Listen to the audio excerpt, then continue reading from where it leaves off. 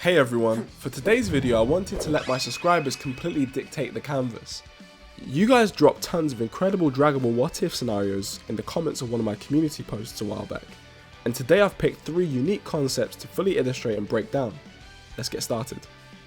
First up, we have a what if suggested by Godzilla3119, where he wanted to imagine Vegeta getting Ultra Ego in the Tournament of Power.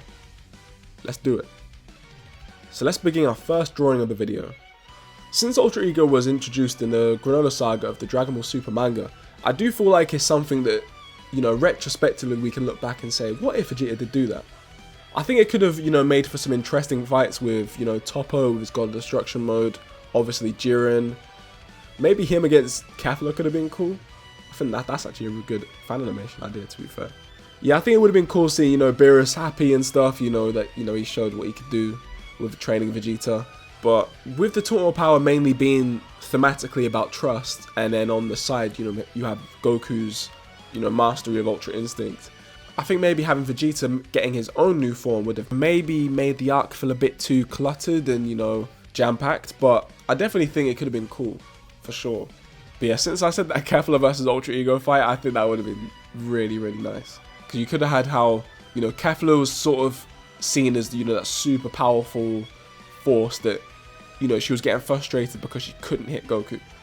So imagine on the other hand, she could only hit Vegeta and it was making him even more powerful, and it almost just like broke her spirit, essentially.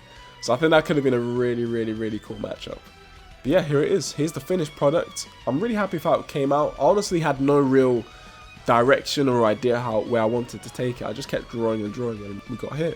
I think the kind of concerned look on Jiren's face is important because as much as he did give Vegeta his respect after the final flash or just before the final flash, I do think, Jiren was very condescending towards Vegeta, which obviously struck him a lot. So I do think having Vegeta unlock a power that could have rivaled him, potentially, definitely would have, brought out some concern.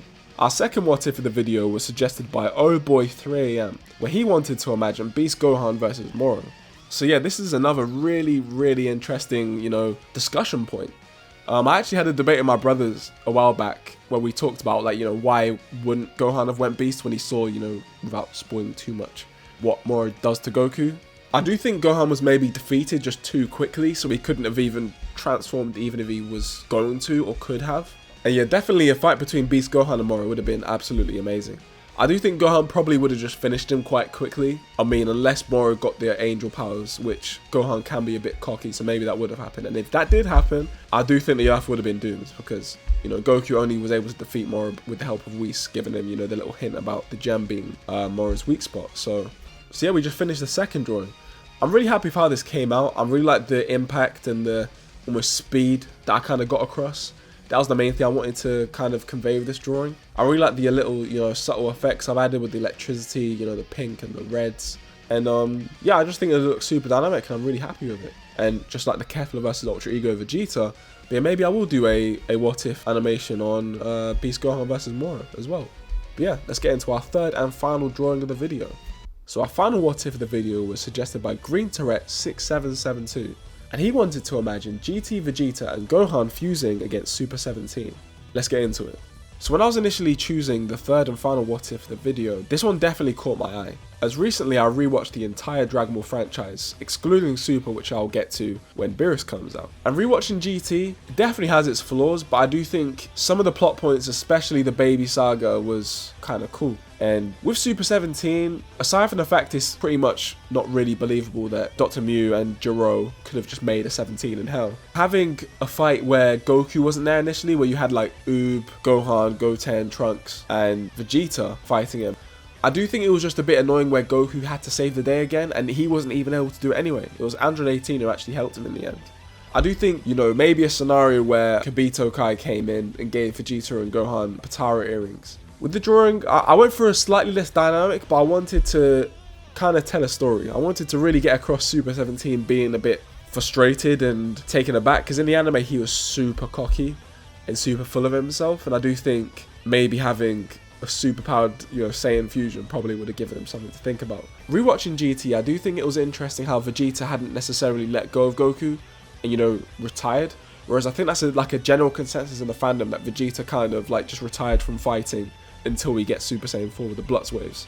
So like having Vegeta almost get embarrassed by Super 17, we felt embarrassed at least because he's losing to just someone who's just made of 2 Android 17s who he surpassed decades ago. So, and having him, you know, fuse him with Gohan would have made him super powerful, and, you know, I assume they would have destroyed and dismantled Android or Super 17 quite easily. So yeah, we're finally done with the third drawing of the video.